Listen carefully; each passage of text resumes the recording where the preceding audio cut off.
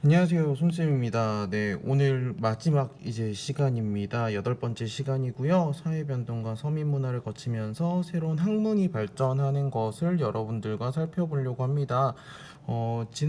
성취 기준 살펴보면 인구 증가 봤어요. 그리고 도시 봤고요. 상업 발달 봤고요. 지난 시간에 서민 문화 보면서 이제 어떻게 학문이 등장하게 되는지를 여러분들과 한번 살펴보도록 하겠습니다. 시작할게요. 네, 일단 명나라와 청나라 때 학문이라고 얘기를 하면 명나라 말기에 경세치용을 추구하는 경세치용, 경제적이고 세상을 고치는 그리고 쓸모 있는 그런 말 그대로 정말 우리나라로 따지면 실학 이런 것들이 이제 추구를 하는 모습을 보입니다. 그래서 관학이었던 그 관학이라는 거는 나라에서 인정하는 학문이었던 주자학과 공론화된 양명학, 우리 지난 2단원에서 봤습니다.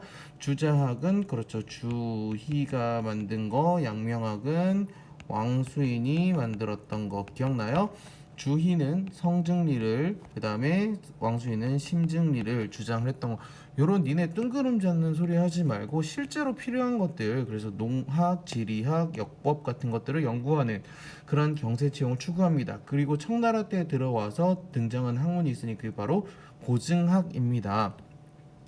고증학 같은 경우에는 딱 이 말이 가장 키워드예요. 실증적이다. 진짜 눈에 보인다. 진짜 증거로서 분석하는 그런 연구를 하는 이제 학문이 바로 고증학인데요. 그래서 청정부에서 대규모 서적 편찬 사업을 합니다. 요 아래에 나와 있는 책이 바로 청나라 때 만들었던 사고전서라는 책인데요.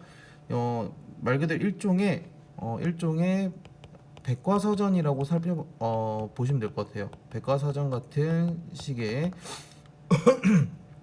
책이었다라고 보시면 되겠고요. 이거를 국가에서 정부에서 직접 편찬 사업에 뛰어들었다라고 여러분들이 그 특징으로 살펴보시면 될 것 같고요. 청나라 말기에는 공량학이라는 학문이 등장합니다. 왜냐하면 19세기에 여러분들 알다시피 아편 전쟁이 있었고요, 뭐 양무 운동이 있었고요. 그러다 보니까 대내적 위기에서 현실적 사회 문제에 관심을 가져서 현실을 비판하고 개혁을 추구하는 그런 학문이라고 보시면 되겠어요. 이 공양학을 연구했던 인물이 바로 량치차오나 또는 캉유웨이, 들어봤죠? 여러분 기억나시죠? 캉유웨이 같은 사람이 이런 그 공양학의 발전에 굉장히 힘을 쓴 사람들이라고 보시면 될 것 같습니다. 넘어갈게요.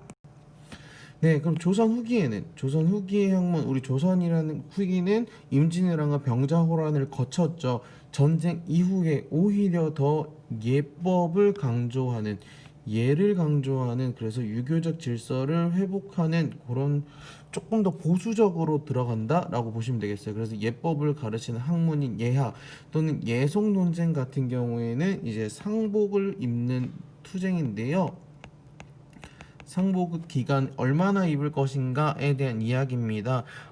현종 때 있었던 사건이고요. 이를 통해서 서인과 남인의 대립을 살펴볼 수 있었다 정도만 여러분들이 기억하시면 되겠고, 즉 교조화되고 형식화된 약간 뜬구름 잡는 얘기들이 굉장히 예법이나 이런 것들을 강조하는 그런 모습이 보입니다. 그리고 나서 이제 17세기에 들어와서 양명학이 등장합니다. 정제도 소론학자 중심으로 실천을 강조합니다. 하지만 영향은 우리나라에서는 미흡했었다라고 보시면 될 것 같고요. 네, 이어서 등장한 학문이 이제 서학과 실학이 되겠습니다. 서학 같은 경우에는 우리 연행사 어디로 가는 거라 그랬죠? 그렇죠. 청나라로 가는 거라고 얘기를 했었습니다. 청나라로 가는 연행사를 통해서 책으로서 전래가 되는데 천문학, 역법, 기계 제작 등 여러 가지 학문에 영향을 끼치면서 양반과 중인들한테 천주교, 왜냐하면 서학이 곧 천주교를 이야기를 하는 거니까요. 예, 천주교 신자가 등장했었다라고 여러분들 보시면 될 것 같고요.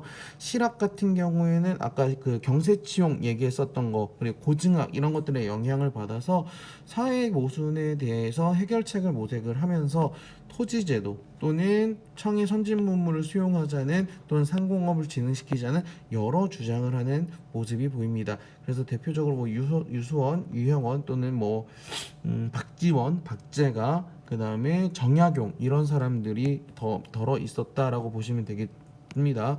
자, 실학에 대한 사료를 한번 보시면은요, 지금 양반이 상공업에 종사하는 것을 부끄러워하지만 상공업은 개인 성향을 파악한 사람이 관직에 나가지 않고 노력하여 물품 교역에 종사하며 내 힘으로 먹고 사는 것이다 라고 얘기했습니다.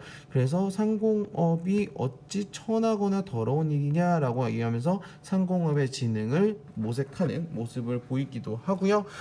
유형원 같은 경우에 토지와 관련된 이야기 균전제를 얘기를 했는데요. 토지 경영이 바로잡히면 모든 일이 제대로 될 것이다.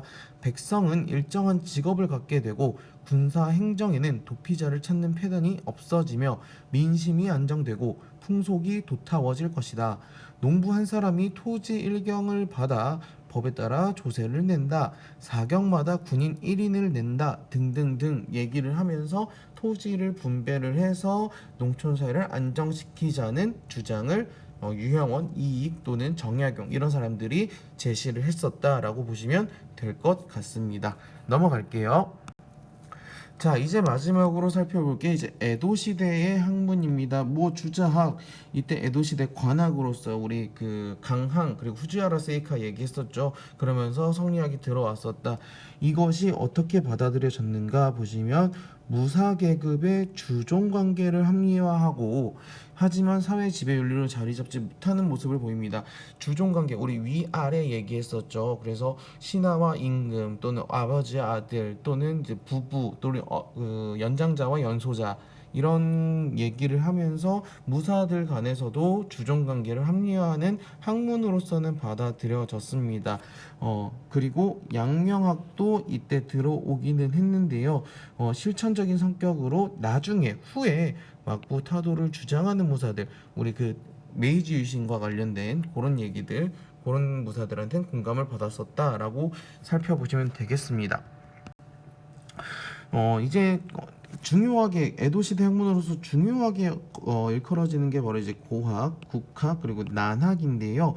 고학 같은 경우에는 주작을 비판하면서 공자와 맹자 시대 고학이 옛고자예요. 옛고자를 쓰기 때문에 옛날로 돌아가자. 즉 옛날로 돌아가자는 것을 주장을 합니다. 그래서 공자 맹자 시대 진짜 그 시대의 걸 돌아가자라고 하는데 18세기 100년이 지나고 나서는요 일본 고전을 연구하자 즉 옛날로 돌아가는데 중국의 옛날이 아니라 우리의 옛날 일본의 정신 고유 정신으로 돌아갈 것을 주장을 하고요 고유의 정신이다 보니까 천황에 대한 충성 또한 강조하는 모습을 보입니다. 그러면서 이제 고학과 국학이 약간 일맥상통하지만 조금 다른 그런 것들로 넘어가게 되는데요. 난학 마지막으로 볼 건 난학 우리 지난 시간에 봤던 거 지지난 시간에 봤던 거 나가사키 네덜란드를 통해서 난자가 화란 네덜란드가 한자로 화란이라 그러거든요. 화란인데요. 그래서 그 란자를 따와서 난학이라고 얘기를 합니다. 여러 가지 서양 정보에 대해서 이해의 폭을 높이는데 옆에 뜬금없이 해골이 나와 있어요. 요게 해체신서라고 하는데요. 해체신서라는 책인데요. 요게 이제 난학에 영향을 받은 책이고요. 요 책을 쓴 사람이 이제 스피카 겐파쿠 스피카 겐파쿠라는 사람이 요 책을 난학의 영향을 받아서 썼다. 의학도 발달했었다라고 보시면 될 것 같습니다. 자, 그 오규소라이랑 모토오리 노리나가라고 되어 있는데 이들이 주장한 것이 과연 어떤 이 학문인지를 이야기를 한번 살펴봐야겠지요. 하나하나 한번 볼까요? 자, 유학의 흐름이 이상한 행동을 제일 중요한 일로 생각하게 되었다. 성인이란 천자이며 천자는 천하 국가를 다스리는 일을 자신의 직분으로 한다. 따라서 성인의 도란 천하 국가를 다스리는 도라는 본래 뜻을 어느 틈엔가 잊어버렸다. 그러니까 옛날로 돌아가자라고 얘기하니 이 오규소라에는 고학과 관련된 사람이라고 보시면 되겠고요. 모토오리 노리나가 같은 경우에는 아마테라스 오미카미, 이게 일본의 태양신, 말 그대로 일본 옛날 신이죠. 그걸로 돌아가자. 여기 보시면 천황의 대우 군주로서 지위는 불변하다, 변하지 않는다라고 주장을 하잖아요. 그래서 모토오리 노리나가 같은 경우에는 국학에 관련된 인물이다라고 여러분들이 살펴보시면 될 것 같습니다. 네, 오늘 내용 정리하면 오늘은 학문에 대해서 얘기를 했습니다. 그래서 청나라, 그 다음에 조선, 그리고 마지막으로 에도 박부와 관련된 학문의 영향을 받는데요. 청나라 같은 경우에는 경세치용으로 시작을 했다가 네, 청나라 들어와서 이제 고증학, 네, 그 다음에 현실을 비판하는 공양학으로 발전을 했었다라고 보시면 되겠고요. 조선 같은 경우에는 오히려 더 예법을 강조하는 등장을 하지만 이러한 상황에서 이제 서학과 실학이 등장해서 실사구시적인 모습을 보이더라라고 보시면 되겠고, 에도 시절에는 주자학이 들어왔으나 영향이 크게 있지는 않았고요. 오히려 옛날로 돌아가자는 고학, 그 다음에 아예 우리나라를 다시 되돌아보자라고 하는 국학, 그리고 네덜란드의 영향을 받은 난학이 발달하더라라고 여러분들이 하나하나 정리해 가시면서 살펴보시면 될 것 같습니다. 네, 고생하셨고요. 드디어 3단원도 마무리됐고 2020년 동아시아사 영상도 마무리가 됐습니다.